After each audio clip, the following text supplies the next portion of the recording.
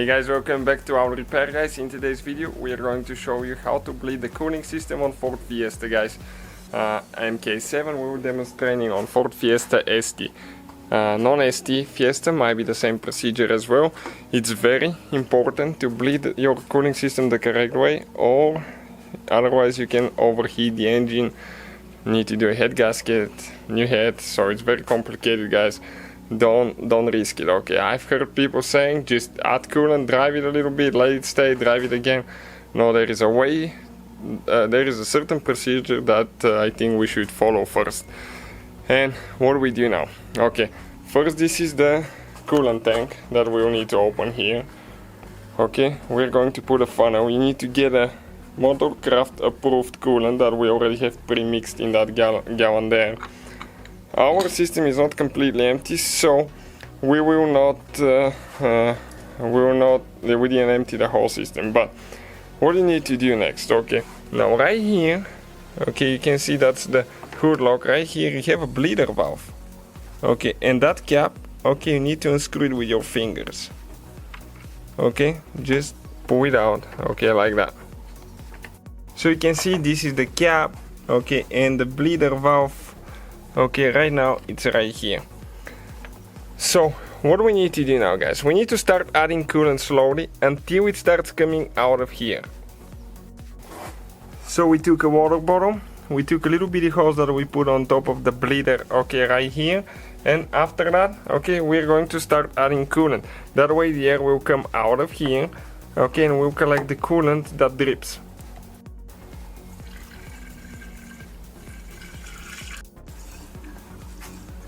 So we still keep adding guys, nothing coming out yet.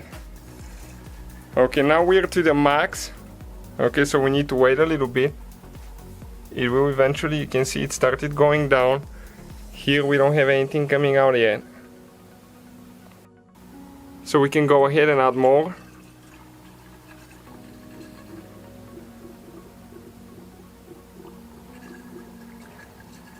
Okay, nothing from the bleeder so far. It's gonna take some time.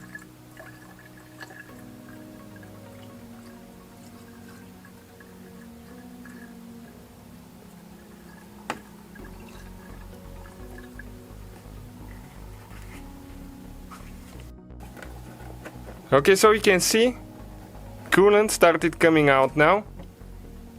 Okay, so we're going to just lift it up a little bit and make it the same level as the max there. Okay, so you can see that's pretty good. There is no air coming out of it now. Okay, what I'm going to do, I'll lift it up now. Okay, you can actually even see the coolant in the thing. And what we're going to do now, you should wear gloves. We will remove the hose and quickly install the cap and get it tight. Okay, we'll spill some, but not much. Okay, and that coolant that we still have here, we're going to add until we top it off.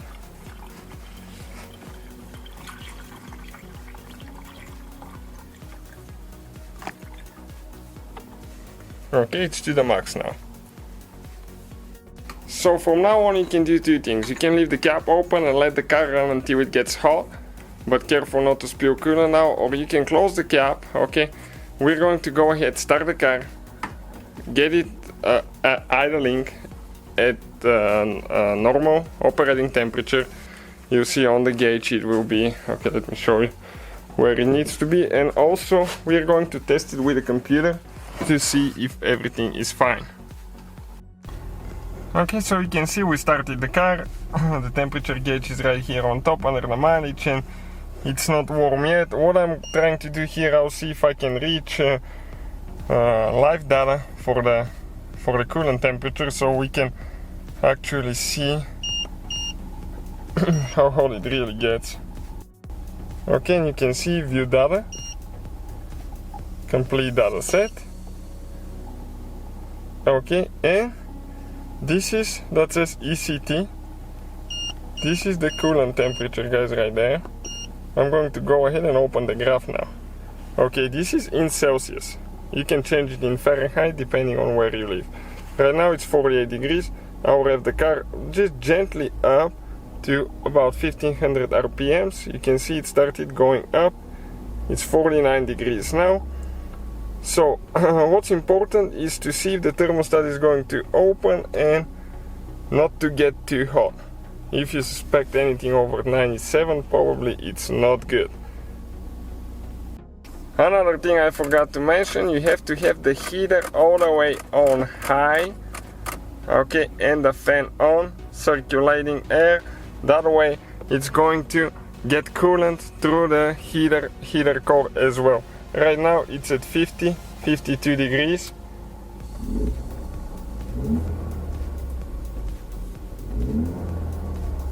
.53 you can see.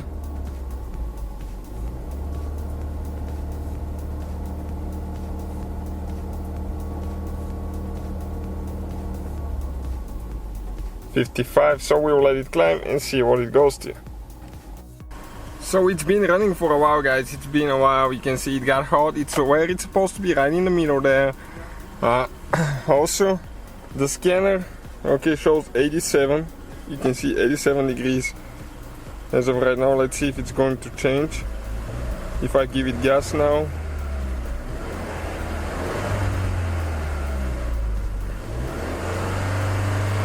It dropped to 86, so you can see it already started dropping, which means the thermostat is opening, and most likely we don't have air in the system.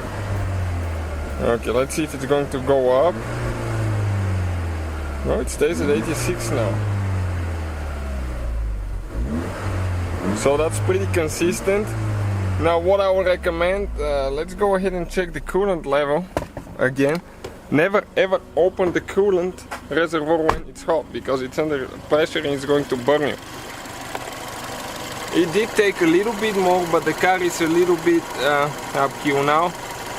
So what we will do, we'll shut it off, we will let it stay for overnight until it gets cold. Okay, we'll check the coolant after that, add some if we need to.